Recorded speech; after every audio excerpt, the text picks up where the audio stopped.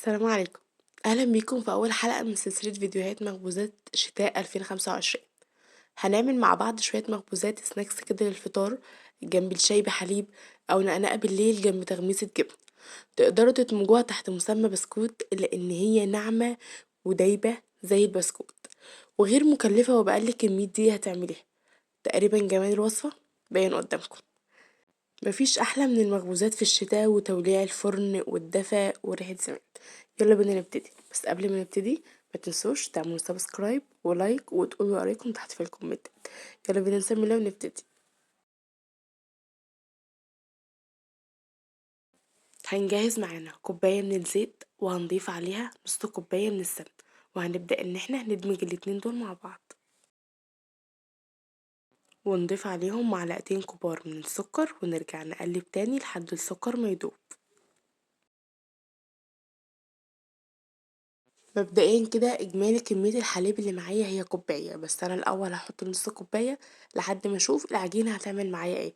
هحط نص كوباية من الحليب وهضيف عليها ربع كوباية من الخل العادي، لو عندك الخل المطبخ اللي هو المركز هتضيفي معلقتين كبار، وهنضيف عليهم عدد واحد بيضة، وهنرجع نميكس تاني ونقلب كويس جدا لحد ما القوام يتقل معانا ويبقى بالقوام واللون اللي انتم شايفينه ده. وهرجع اضيف عليهم 4 كوب من الدقيق المنخول، وبعدين هضيف عليه ربع معلقة صغيرة من الملح ومعلقة كبيرة من البيكنج باودر، وهرجع نميكس ونقلب كله مع بعضه. بصوا انا هقلب او هلم العجينة، مش هعجن، انا بلم العجينة بس ما تعجنيش. وبعدين هتضيفي معاكي من تلت كوباية لنص كوباية من الحليب، مش هتزودي اكتر من كده على 4 كوبايات دقيق. هنرجع نلم العجينة تاني يا جماعة، نلم ما نعجنش، احنا مش بنعمل قرص، مش عايزين نعمل عرق. هنفضل نلم فيها لحد ما الطبق اللي معايا او البولة اللي معايا تنضف كده وقوام العجينة يبقى ناعم. اول ما الطبق يبقى نضيف هعمل تيست كده، هاخد حتة بين ايدي واعملها بالطريقة دي، واول ما اضغط عليها هلاقيها متفتتة كده، مش تبقى على بعضها كده. تمام. بعدين هجيب بقى كيسين تلاجة او ورق خبز او ورق زبدة. خطوة مهمة جدا ان انا لازم ادلك العجينة بين ايدي كده. تيتا كانت دايما بتعمل كده، هي اللي قالت لي كده لازم ندلكها كده، اللي هو بحيث من نداري اي علامات فيها. وبعدين نحطها بين ورقتين خبز ونبدأ ان احنا نخبز بالنشابة او باي حاجة احنا نخبز بيها. هنفردها بسمك سنتي واحد بس. هي كل ما كانت رقيقة بس مش رقيقة قوي بيبقى طعمها احلى وبتبقى مقرمشة قوي. وبعدين هنبدأ ان احنا نسوي العجينة من الاطراف.